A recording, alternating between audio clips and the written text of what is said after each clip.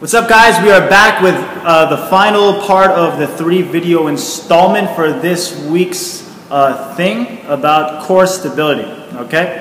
It was brought up in class by one of our athletes. I was asked what, in my opinion, is the best exercise for developing core stability, okay? And I threw it out there that it was back squats, okay? This is my humble opinion, okay? I have since then reevaluated that and made it any variant of the squat, so front squat, overhead squat, high bar back squat, low bar back squat, Zercher squat, box squat, so on and so forth. Just because of the load that you're going to have on your musculature, on your body, and basically what that exercise is doing. So if you think about it, if you've been listening the past 2 videos, you know now that your core stability is a correlate of your muscle's ability to resist movement, okay? So the reason why I chose back squat is because it's probably going to be higher than your overhead squat, unless you're like Rich Froning or something like that and you have like almost even numbers like that. But again, 9 times out of 10, your back squat is going to be a bigger number than your overhead squat. And just by sheer numbers, I have this guy in a squat, if you haven't noticed for the past 2 videos. If you have a load that's dropping, that is dropping straight down 500, 600 pounds of force on your body, it's trying to make you extend, it's trying to make you flex, it's trying to make you rotate, all these different things, and that is why it's my choice. That's the biggest bang for your buck to train core stability. Just get underneath a heavy barbell and squat and stand back up, okay? A million other factors come into play, but there are also some close seconds that I was thinking of. So anything overhead, like a heavy press, a heavy push press, heavy push jerk, handstand push-ups, things of that nature, because remember, we're just thinking in terms of your body's ability to resist movement. So if I have something overhead that's trying to make my body pretty much compress, I'm resisting the extension, I'm resisting the flexion and all that stuff. So again, to sum up, I chose back squat because it's going to be the biggest load on your body and you're resisting the change in your spine and stuff like that, okay? Now, another question was brought up in terms of how do you control your core from fatiguing during a workout? I could be wrong about the interpretation of the question, but this is going to be my take. The short answer, the easy answer is to keep training, The movements we do in CrossFit, 10 times out of 10 are functional movements, and one of the characteristics of a functional movement is that it starts with your core, okay? You think about every single exercise we do in here, it starts from your core, okay? From rowing, so if your core starts to fatigue as you row, your back's probably going to start just rounding over.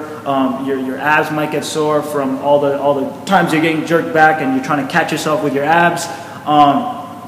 From even pull-ups. So if you don't have a tight, hollow body in your pull-up position, you're going to kind of have a bad day trying to pull yourself over the bar as many times as we want you to do that.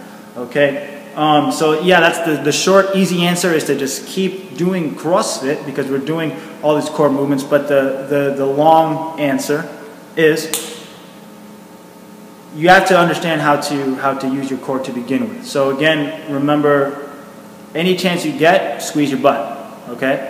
Again, like in reference to the question on rowing, it's a little bit hard to do that, and especially as you fatigue, it's going to be hard to do that. But you have to make sure you have integrity in the core. Okay, one good way to do that is known as the Valsalva maneuver.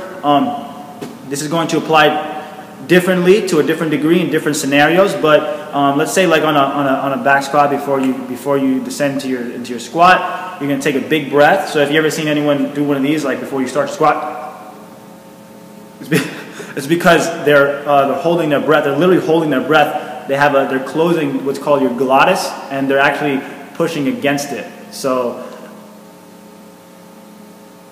yeah, so you actually draw air into your diaphragm, and you close your glottis and you exhale against it. So also, if you see powerlifters, and I do it myself, wearing a belt, it's going to be a notch loose actually, depending on if competition or training, something like that, and you're pushing out against the belt. So the belt, yes, is adding a degree of safety, but I'll put it out there that it's more because you're aware that your stomach is being pushed out, you're holding it, and you're descending. So when this applies to something like rowing, this is not going to apply as much, but you still need a degree of stability in there and during rowing. It's hard to obviously do the Valsalva maneuver while you're on a rower and you're on your 5th round of a 500-meter row, but if your core starts to fatigue again, it's going to get harder and harder and harder. So you got to focus on, again, keeping the belly tight, keeping the back tight, keeping everything tight that you possibly could. So hopefully I answered the question. If not, you know who you are. You can definitely discuss that with me one-on-one. I don't want to carry this video on for too long. Once again, hopefully you guys learned a little bit about core stability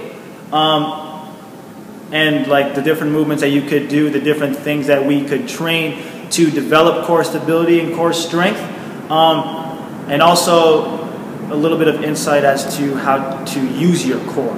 Okay, so once again, you know who you are. You can come speak with me on some downtime. I'd be glad to talk about this more. Otherwise, for everyone else, if you have any questions, thoughts, comments, or concerns, please leave a comment and please bring stuff up in class. This makes my days more fun, and I like to believe that it benefits you guys. Okay, so thanks a lot, and I'll see you guys next week. Peace.